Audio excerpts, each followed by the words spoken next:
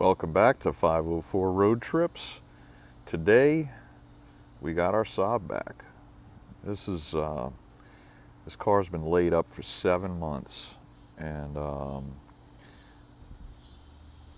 after 7 months of doing research on this thing, I decided to take it to the European car guy, and he was able to get it fixed. It took him about 2 weeks to get to it, but once he did, he had it fixed within 2 days. And basically what happened was putting the key in the ignition would give a message, key not accepted. And there's a unit under the driver's side seat called the twice, which is theft warning something something something, and the twice failed, and as a result it wouldn't recognize the keys, wouldn't start, wouldn't crank, wouldn't do anything. So that unit got replaced.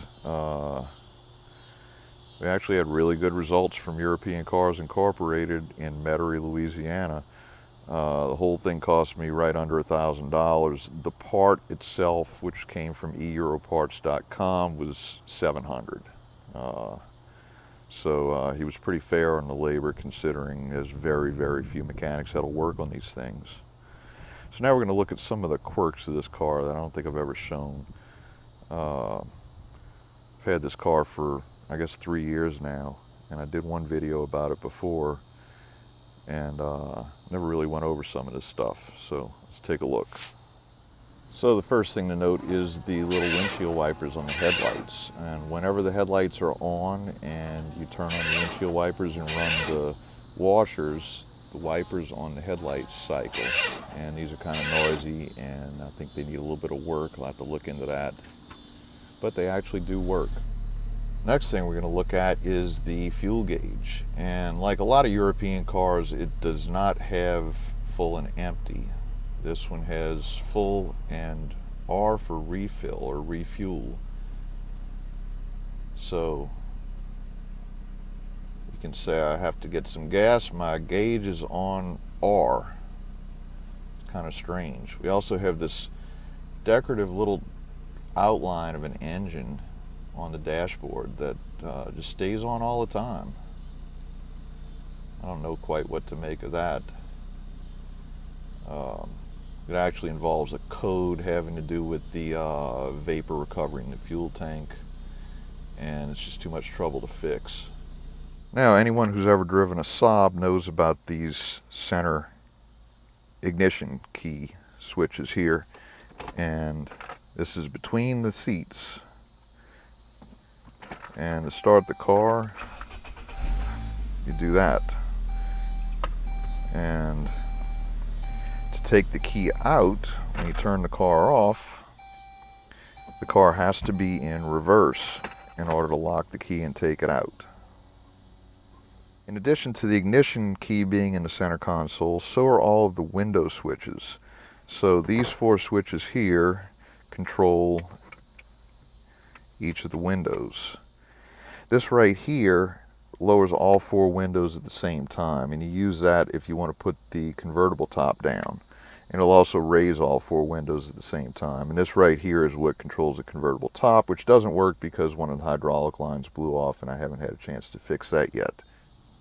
Looking at the inside of the driver's side door, we have a very simple push up and down door lock. And on the door there's a button that opens the trunk.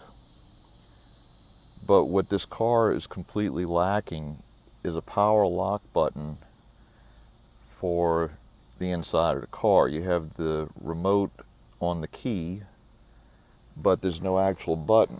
And when the car door is closed, you can lock the door. But when the door is open, it's impossible to lock. And there's no trick like pulling on the outside handle or anything that will let you lock it. You have to close the door and either lock it with the key or lock it with the remote. Here in the center console, we have this info display which shows all sorts of things like miles per gallon, miles driven since it's been reset, the time, which is wrong.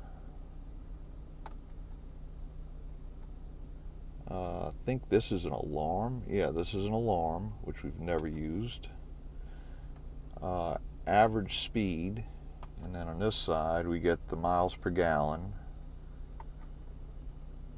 That's average speed. Exterior temperature sensor does not work, and of course the date is also wrong. It thinks it's January 2nd. And this is miles to empty, which actually is pretty accurate.